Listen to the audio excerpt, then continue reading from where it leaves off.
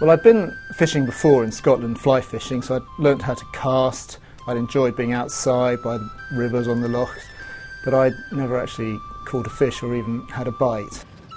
So we had a night in Reykjavik, and then we were driven up into the central highlands of Iceland. You need a really serious four-wheel drive. Our one had these sort of moon tyres on it, so you could literally go over anything.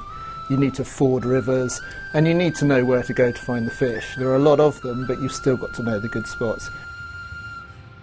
You're either fishing in very fast-flowing streams at the bottom of waterfalls, sort of still pools within those rivers, or you drive a little bit further right up into the sort of central plains, the lava fields, the ash fields of central Iceland, which is very bleak, very spectacular, but has these incredibly well stocked, in fishing terms, lakes and pools full of enormous trout.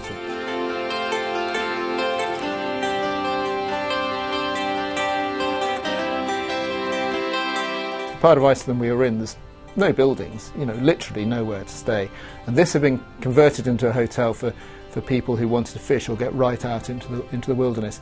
It looked fairly basic from the outside, but inside actually it was very nice, sort of Scandinavian pine and very good food, and they would cook up your fish for you as well, so that was nice.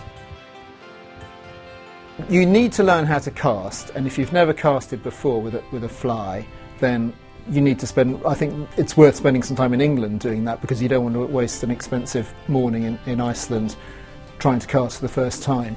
But once you get the hang of how you swish the line out, you need to lead plenty of free line, and then you build up a sort of rhythm with the cast. Once you've got the knack of that, you don't need too much practice in order to be able to land a fly somewhere reasonable where you're likely to catch a fish. The skill is more in playing the fish once you've hooked it, because it's quite easy to lose them. This was the first time I'd actually caught a fish on a fly. I've caught mackerel and things like that out at sea, but I'd never caught one in a river through fly fishing. And the great thing about the Icelandic fish is they're so big, so if you catch a brown trout in Scotland, it's about 8 ounces, I should say. In Iceland, the first trout I caught was £5, and I'm not giving you a fisherman's exaggeration here. There's a photograph in the section of the paper if you want proof.